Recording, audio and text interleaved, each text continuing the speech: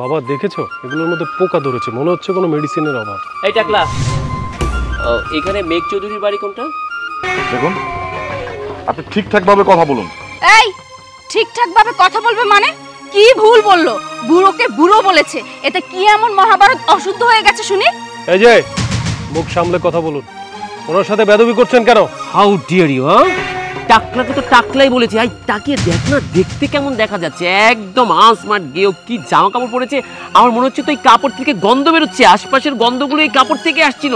আর এই লম্বু, আমার ম্যাডামকে তোরা কি করে অপমান করিস? নিজের দিকে তাকিয়ে দেখেছিস? একে তো জামা কাপড় থেকে দুর্গন্ধ বেরোচ্ছে, তারপর আবার একটা পেট বানিয়ে রেখেছে, পেটটার মধ্যে মনে হচ্ছে বায়োগ্যাস দিয়ে ভরা। এই আমাদের তো এখানে আসাটাই ভুল হয়েছে। আর স্যার কেন আমাদের এখানে পাঠায়? আচ্ছা, ওনার হাজার হাজার মেট্রিক টন ধান লাগবে, সেই ধান তো আমরা ঢাকায় বসে অর্ডার করতে পারি, এখানে কেন এই গ্রামের মধ্যে আসতে পারবে সেটাই বুঝতে পারছি না। সেটা তো আমিও বুঝতে পারছি না। স্যারের সঙ্গে দেখা হলে এটা জিজ্ঞেস করব। এই থামুন আপনারা, এই সে তখন থেকে যা খুশি তাই বলে যাচ্ছেন। আশ্চর্য, মানে এদের কি কোনো শিক্ষা দীক্ষা নেই, কোনো জ্ঞান নেই? এই গ্রামের মানুষগুলো কি সব এইরকমই খ্যাত খামানে ভরা? আশ্চর্য, এই লম্বা খাম্বা। হ্যাঁ, তুই কি ভেবেছিস তোকে এমনি এমনি ছেড়ে দিব? তোর এই কানে তারটা নিয়ে ওই বাড়িতে লাইন দিব, আর এই কানে তারটা নিয়ে ওই বাড়িতে লাইন দিব, তারপরে ইলেকট্রিক কান লাগা দেবো, বুঝছিস? কত স্টুপিডের মতো কথা বলছিস। তোদের কাছে একটা প্রশ্ন করা হয়েছে, মেঘ চৌধুরীর বাড়ি কোথায়, সেটা যদি তোরা না বলতে পারিস, না বলে দিবি, স্টুপিডের মতো কথা বাড়িয়ে যাচ্ছে বাড়িয়ে যাচ্ছে। এই আপনারা এইভাবে কথা বলছেন কেন? এটা আমাদের জায়গা, আমরা এখানে থাকবো না চলে যাবো, সেটা আপনাদেরকে কৈফিয়ত দিতে হবে। আরে এভাবে কথা বলবে না তো কিভাবে কথা বলবে? তোদের কি সম্মান দিয়ে কথা বলবে? এই সম্মান কি জিনিস সেটা কি তোরা বুঝিস নাকি জানিস? তোদের মতন চাষাভুষাদের সঙ্গে এভাবেই কথা বলা উচিত। ম্যাডাম, এখানে সব দোষ হয়েছে আমাদের বসের। উনি রুট লেভেল থেকে নাকি প্রোডাক্ট কিনে নিয়ে তারপরে বেশি দামে বাইরে বিক্রি করবে, আর আমরা গিয়েও এই চাষাভুষাদের এখানে এসে কাদা নোংরার মধ্যে আমার জুতা পোতা সব কালি লেগে গেছে, কাদা লেগে গেছে। ম্যাডাম, আমার কিন্তু ভালো লাগছে না। কখন আবার সাপ খোপ কোথায় কামড় টামড় দিয়ে বসে। ম্যাডাম চলুন তো। আচ্ছা, এই আপনারা কার সাথে কথা বলছেন জানেন? বাবা বাবা তুমি থামো, ওনাদের সাথে এত আর্গুমেন্ট করে লাভ নেই। আমরা তাদের সাথেই কথা বলবো যারা ভদ্র এবং মার্জিত। মানে কি বলছে? আমরা অভদ্র? আমাদের ড্রেস আপ দেখে কি অমার্জিত মনে হচ্ছে? এই শার্টটা আমি 6,500 টাকা দিয়ে কিনেছি, এটা দেখে অমার্জিত মনে হচ্ছে? আর আমার কথা চিন্তা কর, আমি তো এটা 10,000 টাকা দিয়ে কিনেছি। এদের সাথে আর কোনো কথা নেই, বুঝছিস? এখানে আমরা এক মুহূর্ত থাকবো না। স্কাউন্ডেল গেও ভূত। স্যার, কৃষি মন্ত্রণালয় থেকে আপনার একটা ইমার্জেন্সি কল আসছে। কৃষি মন্ত্রণালয় থেকে এই গ্রাম্য ক্ষেত্রের কাছে কেন কল আসছে? আমিও তো সেটাই বুঝতে পারছি না। এখানে দাঁড়িয়ে দাঁড়িয়ে শোনো। আচ্ছা ঠিক আছে, আমি কলটা রিসিভ করে আসছি। তুমি একটা কাজ করো, এদের দুজনকে এখান থেকে যেতে দিবে না, দাঁড় করিয়ে রাখো, আমি আসছি। ঠিক আছে স্যার। এই আমাদের এখানে দাঁড় করিয়ে রাখলো কেন? ভাই, আমরা তো কোনো অন্যায় করিনি, আমাদের এখানে কেন দাঁড় করিয়ে রেখেছেন?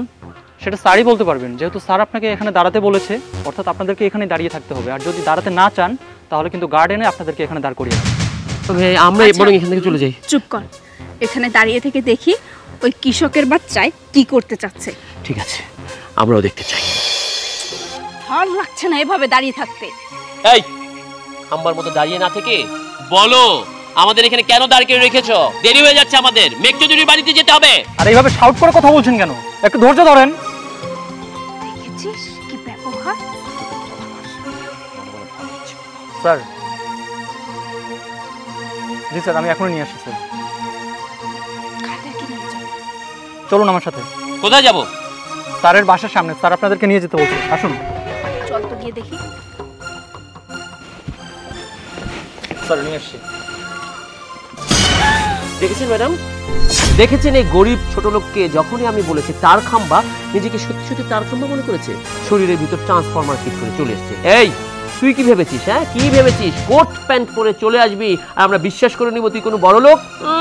আমরা মনে করছে কি ওকে মনে হয় হিরোদের মতো লাগছে, এই জন্য কোথাও থেকে এই কোট প্যান্ট ভাড়া করে নিয়ে আসছে।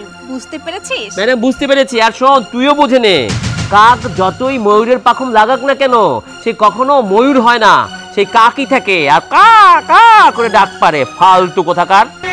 এই যে মুখ সামলে কথা বলুন।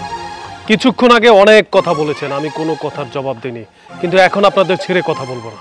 এই তোর সাথে আমার লিমিট ক্রস কর কি রে? এই তুই একটা চাষাভূষার সাথে আমাদের কোনো কথা নেই। এই মিস্টার বাদল নাকি ফাদল, আপনি কতক্ষণ ধরে আমাদের দাঁড় করে রেখেছেন, আটকে রেখেছেন? আপনি এখানে যাবেন?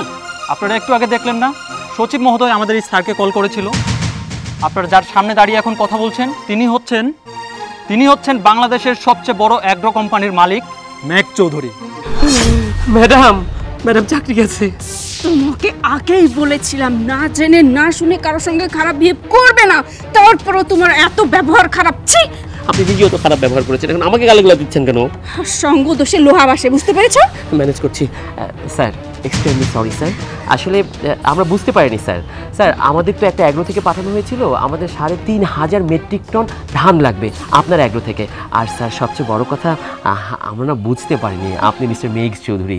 আমরা ভেবেছিলাম আপনি সামান্য গিয়ে চাষা, তাই আপনার সাথে এরকম ব্যবহার করেছিলাম। মেঘ চৌধুরী জানলে আমরা নিশ্চয়ই স্যার এরকম ব্যবহার করতাম না স্যার।